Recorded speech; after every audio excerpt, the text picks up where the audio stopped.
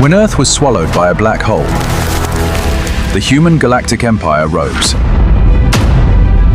Artificial intelligence secretly took control. An interstellar war loomed. Would you trade your soul for eternal life? Today, through the lens of AI-generated visuals, we journey into the pinnacle of science fiction history. Hyperion Cantos by Dan Simmons. Episode 1, The Priest's Tale, The Man Who Cried God. In the 28th century, a superintelligence known as the Technocore, seeking to escape human control, claimed it had discovered a space more suitable for life than Earth, the void which binds.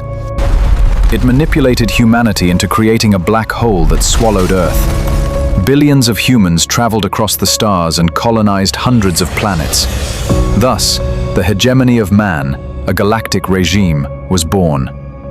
The Technocore allied with the hegemony, building Farcaster portals for instantaneous travel and FTL communication, forming the galactic world web.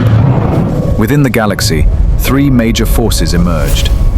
The hegemony of man, a human-led imperial power, wielding military and diplomatic influence but heavily dependent on AI. The Technocore, a mysterious organization of AIs divided into three factions: the Stables, who support the status quo with humans, the Volatiles, who wish to destroy humanity, and the Ultimates, who care only about creating the ultimate intelligence. The Ousters, also known as Exiles, a faction of humans who distrust AI and refuse to join the world web, labeled interstellar savages by the hegemony, seeking freedom in deep space. On the distant frontier, there is a planet called Hyperion, which has never been incorporated into the Farcaster system of the world web, and can only be reached by ancient Hawking Drive starships and cryogenic travel. On this mysterious planet, the time tombs, which have lain dormant for billions of years, are now quietly awakening. It is said that time flows backward within the tombs, and causality is distorted. Their guardian is the Shrike, a creature with a form resembling a human, but covered entirely in metallic thorns. No one knows its true origin. It is both a slayer and a judge. According to legend, pilgrims may travel in groups to make wishes to it, but only one will see their dream come true, while the rest will die without a trace. The hegemony of man, sensing the imminent awakening of the time tombs, selected 7 pilgrims from different planets and backgrounds and sent them to Hyperion, hoping they would uncover the mysteries of the time tombs and the Shrike before the Ousters arrive. On their journey to the tombs, the pilgrims decided to take turns telling their individual stories connected to Hyperion by drawing lots. The first to draw was the young priest Lenar Hoyt. He opened a yellowed notebook, which recorded Father Paul Duray's quest to uncover the mysterious deathless tribe known as the Bikura on Hyperion. Father Paul Duray, a brilliant Jesuit theologian from the planet Lustrum, was once considered a future papal successor. He attempted to fabricate false evidence for the existence of a pre-human Christian society and the labyrinthine world of Armagast, and falsified archaeological records during his research on its labyrinths. As a result, he was exiled by the church to Hyperion as punishment. Hoyt was assigned to escort him there. Because Hyperion had no Farcaster portals, they boarded a battered starship, the Naugeo Orleans. During the journey, Duray revealed his true purpose: to explore the winged heights and find the legendary primitive tribe, the Bikura. Upon landing at Keats Interstellar Station on Hyperion, Duray was swept into a tide of passengers and luggage. Hoyt remained aboard and returned to the city of Passion. Duray took a massive hovercraft from Keats, crossing Cat Reef Island and the Nine-Tail Archipelago, and arrived at the city of Port Romance. In his 8 days at Port Romance, Duray witnessed 3 deaths. He observed a forensic autopsy, where the examiner held up a human heart and said, "On the web, this thing is worth something on the open market. Some are too poor to afford cultured clone organs, but they don't die for lack of hearts. Here, though, it's just garbage." Death was so cheap on this planet. On the 9th day, Duray boarded an ancient tugboat called the Helix, crossing over 700 kilometers of ocean and rainforest to reach the Perisheb plantation. The administrator there permitted his travel to the Great Rift, and even assigned him a local guide named Tertius. He warned Duray that it was late in the season. Within 10 days, the flame forest would become impassable. They had to cross before the Tesla trees became fully active. Duray and Tertius, with 2 pack mules, set out through fiber-plastic fields and entered the flame forest, home to towering Prometheus trees and power-blocking Bistu trees. The greatest danger lay in the Tesla trees, which stood 100 meters tall and discharged lethal lightning during their active phase. Unfortunately, they arrived during the Tesla tree's active period. At midnight, a blast of lightning split a Prometheus tree into a firestorm, instantly incinerating a mule.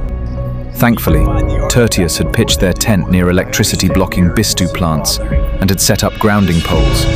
They survived. After crossing the scorched forest, they followed a stream northeast for about a kilometer until it abruptly dropped into the ground. Before them lay the Great Rift, a massive chasm in the earth like a gaping scar. The next day, Duray found Tertius with his throat slit, dead outside the tent, his blood soaking into Hyperion's indifferent soil. Duray searched frantically for the killer, but found nothing. Duray lived alone near the Great Rift for weeks, trying to reach the outside world via his comlog, but only received static, signals blocked by mountains and Tesla interference. Weeks passed. He searched the Great Rift daily for signs of the Bikura, but found none. One noon, under rare clear skies, sunlight illuminated the far terraces of the chasm, and to his shock, man-made platforms were revealed. Just then, a chill ran down his spine. He turned. The Bikura were behind him, silent as ghosts. The Bikura were small, hairless, hollow-eyed humans. Duray could scarcely believe that these seemingly harmless creatures had murdered Tertius like slaughtering livestock. One of them asked if he belonged to the cruciform. Using a translator, Duray answered, "I belong to the cross." All the Bikura immediately knelt in a gesture of religious reverence. After a minute, they stood up. One approached him. Duray called him Alpha, who took his wrist and led him to their village. The Bikura identified themselves as the 30 and 1. When Duray asked why they killed Tertius, their reasons were nonsensical. So that he would die. He died because he was killed. They said Duray would not be killed because he belonged to the cross, and thus could not die. He followed the way of the cross. During his stay, Duray observed many strange things. Every day at 3 p.m., the Bikura fell asleep. Before sunset, they all vanished, climbing down into the rift. Their lives were primitive. They bathed rarely, never allowed nudity, yet they had no body odor. There were no children or elders. All seemed the same age. They showed no interest in the technology Duray brought. They walked through holograms without noticing, discarded trinkets that weren't edible, and spent their days sitting blankly. Duray attempted to study the Bikura biologically by building a small lab, but they refused any cooperation. No blood samples, no scans. Duray once tried to descend the rift with them, but Alpha warned, "If you try to climb down, we will slit your throat with a sharp stone, drain your blood, wait for your heart to stop, kill you."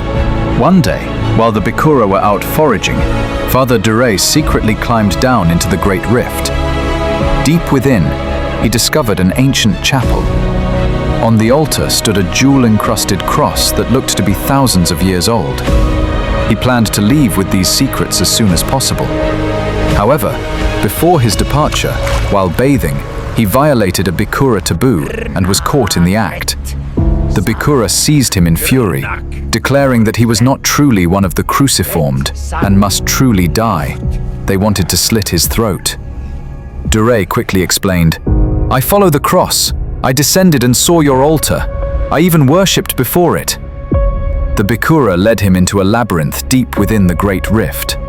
The walls and ceiling of the maze were covered with glowing crosses, and embedded within these were living light sources, creatures resembling soft-bodied coral polyps, slowly writhing in a way that sent chills down his spine. All the Bikura knelt down.